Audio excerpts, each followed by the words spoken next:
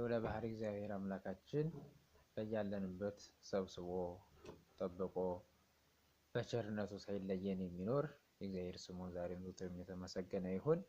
ወላዲተ አምላክ ንጽሕተ ንጹሐን ለስም አጠራሯ ክብርና ምስጋና ይድረሳት።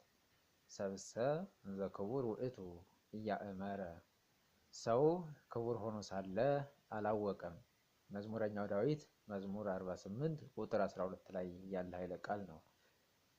በዚህ ቃል ልናየውና ትኩረት ልንሰጠው የሚገባ ሰው ምን ያህል ክቡር እንደሆነና ሰው ደግሞ በራሱ አመለካከትና እይታ በዓለም ፍልስፍና እኔ ባይ ብቻነት የሰው ክብር እንዴት እንደወረደ ሰው ለሰው ምን ያህል ትኩረት መስጠትን እያጣበት የመጣ ሰዓትና ጊዜ ስለሆነ በዚህ ኃይለ ቃል ሰው ምን ያህል ክቡር እንደሆነ የምናይበት ነው።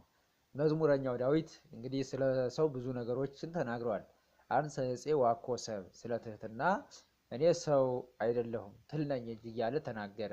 በዚህ ኃይለ ቃል ደግሞ ሰዎች በኃጢአታቸው ምክንያት እየወረዱና እየዘቀጡ ከእግዚአብሔር እየተለዩ የመጡበት አንቀጽን ሲናገር ሰው ክቡር ሆኖ ሳለ አላወቀም ብሎ ይናገራል። እንግዲህ የሰው ሰው ማለት ከሰባት ነገሮች የተገኘ የተፈጠረ ነው። ሰው ማለት ተሰብአ ከሚለው ግዕዝ የወጣ ቃል ሲሆን ሰባት አደረገ ከሚለው ሰባት ነገር ያሉት ነው። ሰው ከአራቱ ባህሪያተ ስጋ ሶስት ግብር ካላት ነፍስ አምስተኛ የተገኘ ፍጥረት ነው። በዚህ መሰረት እግዚአብሔር ሰውን አልቆ ከሁሉ በላይ አድርጎ ፈጠረው።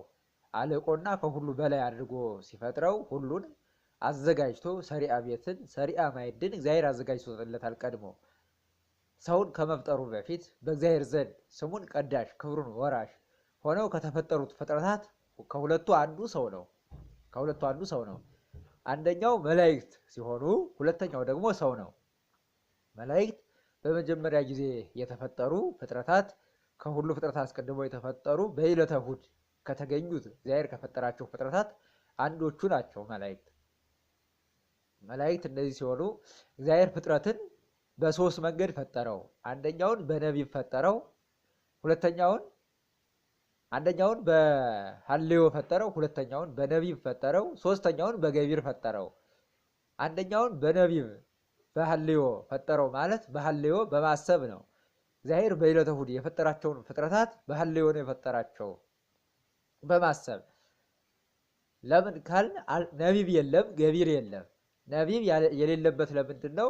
በዕለተ እሑድ እግዚአብሔር ፍጥረታትን ሲፈጥር ሰሚ የለም። ሰሚ ካለመኖሩ የተነሳ እግዚአብሔር ፍጥረታትን በአርምሞ ፈጠራቸው። በአርምሞ ዝም ብሎ ፈጠራቸው ፍጥረታትን። በዚህ ዕለት ከተፈጠሩ በኋላ በዕለተ ሰሉስ ደግሞ በነቢብ ፈጠረ እግዚአብሔር ፍጥረታትን። በነቢብ የፈጠረበት ደግሞ ሰሚ አለ። ቀደም ላይ በሐልዮ የፈጠረበት ሰሚ የለም ነበረ። መላእክትን ሲፈጥራቸው ሰሚ የለም። ሰሚ ካለመኖሩ የተነሳ መላእክትንና ሌሎቹን ጨለማን፣ መሬትን፣ ነፋስን፣ እሳትን እነዚህን ሁሉ በአጠቃላይ በሐልዮ ፈጠራቸው። በዕለተ ሰሉስ ለይትጋባ ማይ ውስተ ምዕላድሁ፣ ውሃ በየቦታው ይሰብሰብ አለና ከሶስት ሲከፍለው በነቢብ ነው በመናገር ለምን የሚሰሙ መላእክት አሉና። ከዚህ በመቀጠልም ደግሞ ሌሎችንም በዕለተ ሰሉስም በዕለተ ረቡዕም እንዲሁ እያደረገ ፈጠረ። በዕለተ ዓርብ ሲደርስ በገቢር ፈጠረ፣ በመስራት ሰውን ማለት ነው። በመስራት ብቻ አይደለም፣ በነቢብም በሐልዮም ነው። ሰው የሐልዮም ፍጥረት ነው፣ የነቢብም ፍጥረት ነው፣ የገቢርም ፍጥረት ነው። የሐልዮ ፍጥረት እግዚአብሔር ቅድመ ዓለም ሰውን ልፍጠር ብሎ አሰበ። አስቦም አልቀረ ፈጠረ የምንለው ነው። በገቢር ደግሞ ዮድ ደዊ ከገብረአን ወለሃኳን በመዝሙር 118 ላይ አቤቱ እጆችህ ሰሩኝ ፈጠሩኝ ብሎ ይናገራል። ስለዚህ በቀሌምንጦስ ምዕራፍ 1 ቁጥር 30 ጀምሮ እንደምናገኘው እግዚአብሔር በዕለተ ዓርብ አዕዋፋትን ከፈጠረ በኋላ እግዚአብሔር በእጁ ጭቃን ይዞ ታየ ይላል። ለምን? ሰው እጅግ ክቡር ፍጥረትና በእግዚአብሔር አራያና አምሳል ኦሪት ዘፍጥረት ምዕራፍ 1 ቁጥር 26 ላይ እንደ ምሳሌያችንና እንደ አራያችን አድርገን እንፍጠር አለ እግዚአብሔር። ስለዚህ ሰው በእግዚአብሔር አርአያና አምሳል መልካ እግዚአብሔር ያለው ነው ሰው ማለት። ስለዚህ በእግዚአብሔር አርአያና አምሳል የተፈጠረ ነው። በእግዚአብሔር አርአያና አምሳል የተፈጠረው ሰው ክቡርነቱን ለማጠየቅ እግዚአብሔር ምን አደረገ? ጭቃ ይዞ ታየለት። ለማን? ለመላእክት ታያቸው።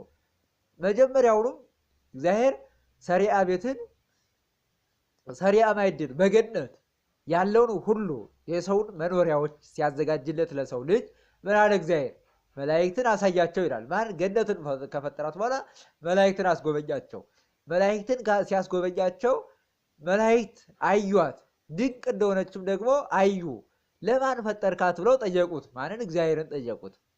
እግዚአብሔርን ሲጠይቁት እንደ ምሳሌና እንደ መልኬ አድርጌ የምፈጥረው ፍጥረት አለ፣ ለዛ ያዘጋጇት ናት አላቸው። ከዚህ በኋላ ወያውጾሙ ለመላእክት ወያፈትዎሙ ለመላእክት ከመ ያውጽዎ፣ መላእክት ይጓጉ ነበረ። ለምን? ሰውን አይተው እግዚአብሔርን ያውቁት ዘንድ። እግዚአብሔርን ማየት አይችሉም ነበረ። ማን? መላእክት። መላእክት እግዚአብሔርን ማየት አልቻሉም ከዚህ በፊት። ስለዚህ እግዚአብሔርን አይተው መላእክት ስላላወቁ ምን አደረገ? ሰውን አይተው እግዚአብሔርን ያውቁት ዘንድ ምን አላቸው? አጓጓቸው ይላል። የሰው መፈጠር አጓጓቸው፣ ቶሎ እንዲፈጠርላቸው ጓጉ ይላል እግዚአብሔርን ለማወቅ። ስለዚህ ሰው ማለት የእግዚአብሔር አርአያና መልክ ያለበት በአርአያ እግዚአብሔር የተፈጠረ። እንዲያውም ሊቁ ሲተረጉም ምን ይላል?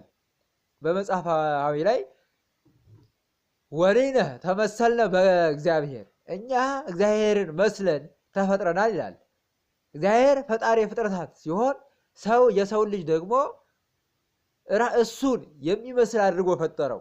እሱን የምንመስልበት ፍጥረትም ደግሞ እሱ ፈጥሮ እሱን ያስመሰልን ደግሞ ነፍስ ናት። ወይቲ ሀለወተነ ነፍስ ነባቢት ወለባዊት ወህያዊት፣ እሱን የምንመስልባት ነፍስ ምናለች? እሱን የምንመስልባት ነፍስ አለችን። ነፍሳችን ለባዊት የምታስተውል የምትናገርና ህያው የሆነች የማትሞት ናት ይለናል። ስለዚህ አብን የምንመስል ለመምሰል ምን አለ? እንለብባለን፣ እናስባለን። ወልድን ለመምሰል ቃል አለን፣ እንናገራለን። መንፈስ ቅዱስን የምንመስልበት ህይወት አለን፣ ነፍስ አለን። ስለዚህ ህያዊት ሶስት ግብር ያላት ነፍስን ሰጥቶ እግዚአብሔር ፈጠረን። ለምን? እርሱን እንመስልበት ዘንድ እሱን የምንመስልባት ይቺ ነፍስ ናትና። ስለዚህ ሰው ማለት በእግዚአብሔር አርአያና መልክ የተፈጠረ እግዚአብሔር በእኔ በመልኬ በምሳሌ እፈጥረዋለሁ ብሎ እግዚአብሔር የሰራው ፍጥረት ነው ማለት ነው። ሰው ማለት እግዚአብሔር እንደ መልኩ እንደ አርአያው የፈጠረው እጅግ ድንቅና ውብ ፍጥረት ነው። ስለዚህ በዚህ ውስጥ የሰው ትርጉም ምስጢር ምንድን ነው? ሰው ምንድን ነው ብለን እንድንረዳ ያደርገናል። የሰውነት ክብርን አውቀን ሰው ለካ ይህን ያህል ክብር ያለው ነው ብለን እንድንረዳ ያደርገናል። የሰውን ተፈጥሮውን የተፈጠረበትን ዓላማ አውቀን እንድንኖር ያደርገናል። ይህ አንቀጽ ማለት ነው። ሁለተኛው። ሶስተኛው ደግሞ ነገረ ሰው የሚባለው የሰው ምስጢር ምንድን ነው? እግዚአብሔር እንዴት አድርጎ ፈጠረው የሚለው ሰውን ምን አድርጎ እንዲፈጥረው ፍጥረታትን ሁሉ ፈጥሮ ከሁሉ በላይ አድርጎ እንዲገዛ ግዛ፣ ንዳ፣ ብላ፣ ጠጣ ብሎ ያስቀመጠለት ከሁሉ በላይ አድርጎ የመላእክት ዘመድ አድርጎ እንደ መላእክት ስሙን ለመቀደስ ክብሩን ለመውረስ ያዘጋጀው ልዩ ፍጥረት እግዚአብሔር ልዩና ድንቅ ያደረገው ፍጥረት ምን አይነት ነው ብለን የሰውነትን ደረጃ እንድንረዳ ነው። ለምን? ሰው አሁን በአሁኑ ደረጃ ሰው የሰውነት ክብሩን አጥቷል። ሰው ራሱ ብቻ እንዲኖርና አንዱ የአንዱ የሰውነትን ጠባይ ትቶ ወደ አውሬነት ተቀይሯል። ስለዚህ ሰው ምን ያህል ደረጃ እኔ ሰው ከሆንኩ ሌላው ሰውም ሰው ነው። እኔ መኖር ስፈልግ ሌላው ሰውም እንዲኖር መኖር እንደሚፈልግ እረዳለሁ። እኔ ወልጄ ከብጄ አግብቼ ወልጄ ከብጄ ከኖርኩ ሌላው ሰውም ደግሞ ወልዶ ከብዶ መኖር ይፈልጋል። አግብቶ ወልዶ ስሞ ከብሮ ገኖ መኖር ይፈልጋል። እኔ በቤተ መቅደሱ አገልግዬ ተገልግዬ ቅዱስ ሥጋውን ክቡር ደሙን ተቀብዬ ለመኖር ከፈለግኩ ለመጽደቅ ከፈለግኩ ዘላለማዊ ሕይወትን ክብርን ለመውረስ ስፈልግ ሌላውም ሰው ደግሞ እግዚአብሔርን አመስግኖ ንስሐ ገብቶ የእግዚአብሔር አርአያና አምሳል ነውና ስሙን ለመቀደስ ክብሩን ለመውረስ ተፈጥሯልና ለዛ እጅግ ድንቅ የሆነ ፍጥረት መሆኑን እረዳለሁ። ስለዚህ በዚህ መሰረት ሰው ምን ያህል ነው? እኔ ራሴን እንደምወደው ያህል ሰው ደግሞ ራሱን ይወዳል። እኔ እግዚአብሔርን እወዳለሁ፣ እግዚአብሔርን አመልካለሁ፣ ፈጣሪ አለኝ ስል ያ ሰው ደግሞ ፈጣሪ አለኝ ብሎ ይኖራል፣ ያመልካል፣ ይገዛል። ስለዚህ ሰው ለፈጣሪው ለሚያምንበት ደረጃ የተገዛ እንቁ ፍጥረት ነው። በተለይም እንደ ክርስትና ስናየው እንደ ክርስትና እግዚአብሔር ዓለሙን ፈጠረ፣ ለሰው ሲል ነው የፈጠረለት። የሰው መኖሪያ አድርጎ ሁሉን እንዲኖርበት አድርጎ ፈጠረለት። ከዚያም ደግሞ ሰውን ምን አድርጎ ፈጠረው? በመልኩ ጭቃ አብኩቶ ታየለት። ሰው ጭቃ ሲነካው ክረምት ሲመጣ ጭቃ ላለመንካት ወይንም የክረምት ጫማ ራሱን ችሎ ያበጃል። የክረምት ልብስ ራሱን ችሎ ያበጃል። ለምን? የክረምት ልብስ ጭቃ አለ፣ ዝናብ አለ። ይህ ሁሉ ስላለው ንጹህ ነጭ ልብስ አይለበስም። ለምን? ነጭ ልብስ የማይለበስበት ምክንያቱ ምንድን ነው ካል ጭቃ ስለሆነ ነው፣ ዝናብ ስለሆነ ነው። ስለዚህ በጭቃው በዝናቡ ነጭ ልብስ አንለብስም። ለዝናብ የሚስማማ በዚያም ላይ ደግሞ ለዝናብ የሚስማማ ቢሆንም ደግሞ ዝናብ እንዳይመታል ዝናብ ቤት እያለን ወደ ቤት እንጠጋለን እንጂ የዝናብ ልብስ ለብሻለሁ ብለን ከዝናብ ላይ አንቆምም። ስለዚህ ለምን ካል የክረምት ልብስ ለምን እኛ ለይተን አውቀን የምናገለግልበት እግዚአብሔርን የምናመሰግንበት አእምሮ ሕሊና የሰጠን እግዚአብሔር ነውና ሰውም ሁሉ ልክ እንደዛ ነው። አክብሮ አልቆኛ የክብር ልብስ እንዳለን ቅድም ብያለሁ። ምን ይላል? የክረምት ልብስ አለ፣ የበጋ ልብስ አለ፣ ደግሞስ የክብረ በዓል ልብስ አለ፣ የዓመት ልብስ አለ። ይሄ የከበረ ነው። ልብሳችንን በዚያ በዓመቱ የምንለብሰው ነጭ ልብስ አለ ማለት ነው። ቤተ ክርስቲያን ስንል የምንለብሰው ነጭ ልብስ አለ። ልክ ያ ልብስ የተከበረ ነው፣ ልዩ ልብስ ነው። እግዚአብሔርም ፍጥረታትን ሁሉ ፈጠረ፣ እነዚያም ፍጥረታት እጅግ እንደሆኑ እግዚአብሔር አየ ይላል። ለምን? ድንቅነታቸውን መናገር ነው። ከዚህ በኋላ እግዚአብሔር ሰውን ፈጠረው። ሰውን ሲፈጥረው ደግሞ እጅግ ያማረ ውብ እንደሆነ አየ ይላል። እጅግ ውብ እንደሆነ እግዚአብሔር ምን አየ? ሰውን አየው። ስለዚህ እግዚአብሔር ጭቃ አክብሮ ጭቃ ይዞ በእጁ ላይ ሰውን ለመፍጠር ጭቃውን ይዞ የታየለት ድንቅ ፍጥረት ነው። ስለዚህ ሰው በዚህ ደረጃ የእግዚአብሔር አርአያና መልክ አምሳል የሆነ እግዚአብሔር ለሰው ክብር ሲል ጭቃ ይዞ የታየለት ፍጥረት ስለሆነ በአርአያውና በመልኩ የፈጠረው እጅግ ፍጥረት ስለሆነ የሰው ክብር እዚያ ድረስ ከፍ ማለት አለበት። ከፍ ማለት አንደኛው። ሁለተኛው ደግሞ እግዚአብሔር ዓለምን ከፈጠረበት ጥበቡ ሰውን ያዳነበት ጥበቡ ይበልጣል ይላሉ ሊቃውንቱ። ዓለምን ከፈጠረበት ጥበቡ ያዳነበት ጥበቡ ለምን? ሲፈጥረው ለይኩን ብሎ ነው፣ ብርሃን ይሁን ብሎ ነው። ሲፈጥረው ምን ብሎ ነው? ብርሃን ይሁን ብሎ ነው። በይሁን በቃል ነው የፈጠረው። ሰውን ሲያድነው ግን አለ ቅዱስ ሥጋውን ክቡር ደሙን ቆርሶ ነው ለሞት ለግርፋት ለስቃይ ሎቱ ስብሐት ምራቅ የርኩሳን ምራቅ እየተተፋበት ምን አደረገ? ሰውን አዳነው። ስለዚህ ሰውን እግዚአብሔር እንዲህ አድርጎ እግዚአብሔር ሰውን እስከዚህ ድረስ የሚወደውና እጅግ አልቆ የፈጠረው እጅግ እንቁ ፍጥረት ስለሆነ የሰውን ክብር እንድንረዳ ይሄ ይጋብዘናል ወይንም ይሄ ያስረዳናል ማለት ነው። የሰውነት ትርጉም አጥቷል። አሁን የሰውነት ትርጉም አጥቷል። እንደ እንስሳት እንደ አራዊት መኖር ወይንም በዓለም ላይ የተነዛውን ሳይንሳዊ መልክ ወይንም ከዝንጀሮ መጣሽ የሚመስል አይነት ትምህርቱን ይዘን ሰውነታችንን አጥተናል፣ ክብራችንን አጥተናል። ስለዚህ የሰው ክብር ምንድን ነው? ትምህርቱ በሁለመናው በማህበረ ሚዲያው፣ በስርዓተ ትምህርቱ፣ በስነ መንግስቱ የሚዘረዝሩት ሁሉ ሰብን ሰውነትን ነክ ክብረ ነክ የሆኑ ነገሮች እየተነዙ ነው። ስለዚህ ክብረ ነክን የሰውን ክብር የሚነካውን የሰውን ክብር ለመካት የሚሰነዘረውን በእውነተኛ ትምህርት በእውነተኛ ሰብና እንረዳ ዘንድ ይጋብዘናል ማለት ነው። ስለዚህ ሰው ማለት በዚህ ደረጃ እንቁ ልዩ ክቡር የሆነ ነው። ስለዚህ ሰው ነፍስ ብቻ ያለው አይደለም። ቅድም እያለው ከአራቱ ባህርያተ ሥጋ ሶስት ግብር ካላት ነፍስ ሶስት ግብር ያላት ነፍስ በግብሯ ስትደመር 7 ይሆናል። 7 ስለዚህ 7 ማለት ቅዱስ ያዕቆብ እንደሚነግረን እስመ ሁልቆ 7ቱ በኀበ ዕብራውያን ፍጹም ውእቱ፣ በዕብራውያን ዘንድ 7 ቁጥር ፍጹም ነው ይላል ቅዱስ ያዕቆብ። በዕብራውያን ዘንድ ምንድን ነው? ፍጹም ነው። ስለዚህ ከቁጥር በላይ ነው። ቁጥር ብቻ 1 2 7 የምንለው አይደለም፣ ፍጹም ነው። መገለጫ የሌለው ነው። ስለዚህ ፍጹመ ስጋ ፍጹመ ነፍስ ነው ሰው። ነፍስ ያለው ነው፣ ስጋም ያለው። ነፍስና ስጋ በተዋህዶ የሚኖር ነው። ብቻ ስጋም አይደለም፣ ብቻ ነፍስም ደግሞ አይደለም። እነዚህ ሁሉ ተዋህዶ የሚኖርበት ሰው የተፈጠረ ከአራቱ ባህሪያት የተፈጠረ ፍጥረት ከአምስተኛ ደግሞ ነፍስ የተሰራ ሰው ነው ማለት ነው። ለምን ካል ከአራቱ ባህሪያተ ስጋ ብቻ አልተሰራንም። ለምን ከእንስሳት የምንለይበት ምን ሰጠን? ነፍስን ሰጠን። እንስሳት ከአራቱ ባህሪያተ ስጋ ተፈጥረዋል፣ ደማዊት ነፍስም አላቸው። ሰው ከአራቱ ባህሪያተ ስጋ ተፈጥሮ ደማዊት ነፍስ አለው። ነባቢት፣ ሕያዊት፣ ለምባዊት ነፍስ ያለችው እንዲሆን ደግሞ ከምን ተፈጠረ? ነፍስ እግዚአብሔርን የምንመስልባት ያች ነፍስ ተሰጠች። ስለዚህ ሰው የሚለው በግስ ደረጃ ሰባ ቤት ይባላል። ሰባ ቤት ማለት የቤተሰብ ዘመድ፣ ወገን፣ ነገድ የመሳሰሉትን ይተረጉማል ሰባ ቤት ተብሎ አንደኛው። ሁለተኛው ሰባ አይን ይባላል። ሰባ አይን ማለት ጉበኛ፣ የሚጎበኝ፣ ሰላይ፣ ተመልካች፣ አስተዋይ ማለት ነው። ስለዚህ ሰባ አይን ተብሎ ይተረጎማል።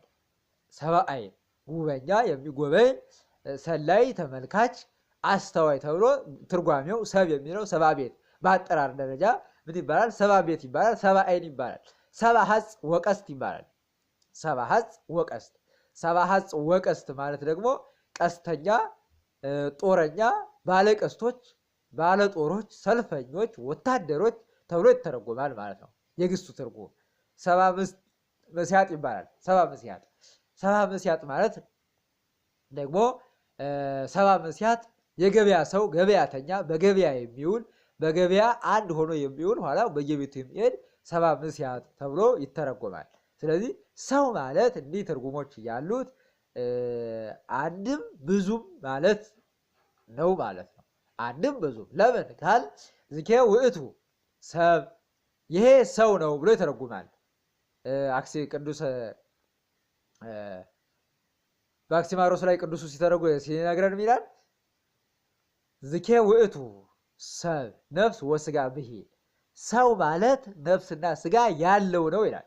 ሰው ማለት ነፍስና ስጋ አንድ ሆነው ተዋህደው ያሉበት እነዚህን አዋህዶ ያለ አንድ ሰው ነው ብሎ ይነግረናል። ለምን አንድ ነው ብሎ የሚነግረን ነፍስና ስጋ የተዋህዱለት ወይንም ነፍስና ስጋን አንድ አድርጎ የያዘ ማለት ነፍስ ከተለየችው ሰው አይባልም፣ በድን ነው የሚባለው። በድን ወይንም ሬሳ ነው የሚባለው። ነፍስ ደግሞ ምን ትባላለች? ጻተ ነፍስ ሆነ፣ ነፍስ ወጣች ከስጋ ተለየች ይባላል። ስለዚህ በድን ነው የሚባለው፣ በድን ይባላል። እንዲህ እንዳይሆን ማለት ነፍስና ስጋ ሰው ማለት ሰው ተብሎ የሚጠራው ነፍሱም ስጋውም በተዋህዶ በአንድነት ጸንቶ የሚኖር ያለበት ነው ብሎ ይነግራል። ባህሪያተ ነፍስ ከባህሪያተ ስጋ ጋር ተዋህዶ የሚኖርበት ስለሆነ ባህሪየ ነፍስ ምን ይባላል? ሰው ይባላል።